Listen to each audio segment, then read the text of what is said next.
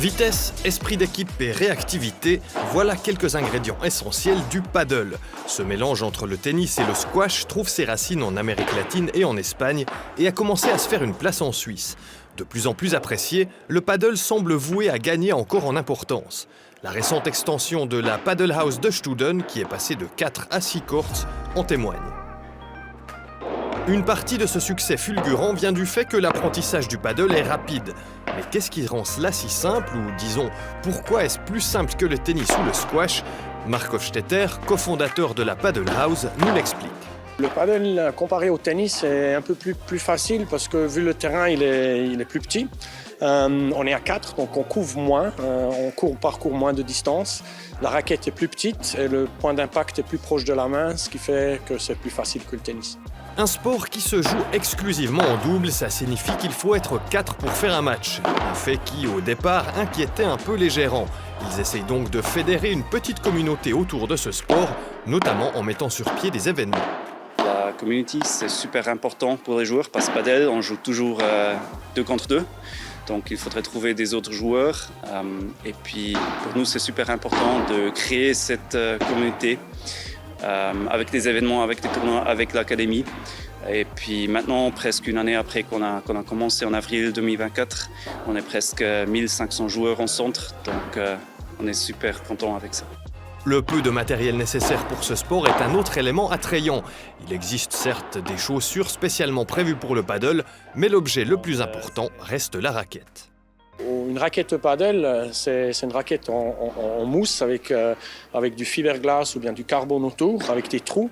Il n'y a pas de cordage comme dans une raquette de tennis, qui a aussi un effet pourquoi le paddle est beaucoup plus facile que le tennis. Les deux compères ont transformé la zone industrielle de Studen en capitale zélandaise du paddle. Aménager 2 nouveaux courts est un investissement important, mais les deux acolytes sont confiants.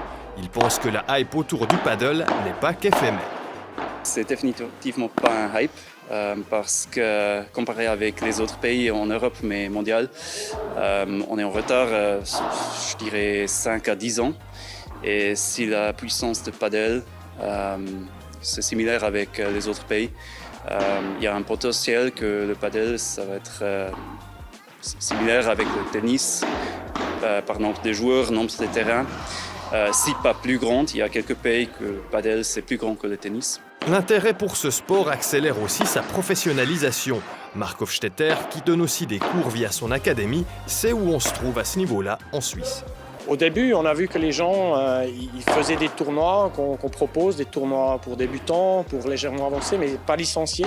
Mais maintenant, après presque une année, on remarque que les gens ils ont envie de plus, d'une vraie compétition.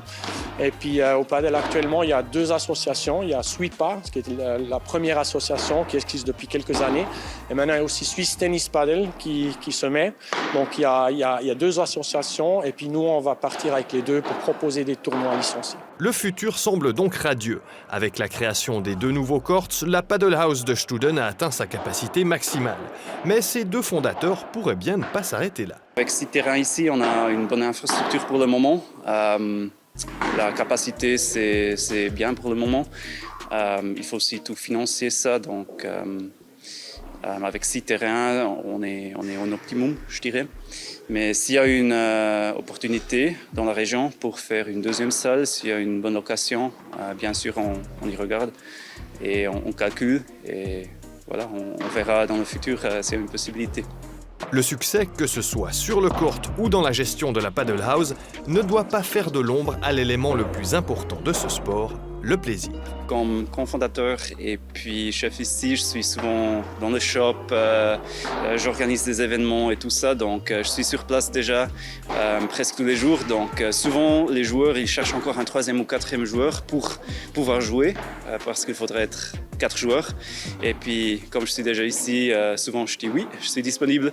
Et puis en total, c'est beaucoup de travail, donc il il faut gérer tout ça. Mais en total, je pense que je vais jouer 2-3 fois par semaine. Moi, je viens du tennis, et puis le tennis, ça va toujours rester un amour de moi. Mais maintenant, après 40 années de tennis, j'ai une affaire à côté qui est similaire, mais complètement différente. Et puis, à chaque fois que je joue, j'ai l'impression, là, le coin, il va mieux, là, j'ai appris quelque chose.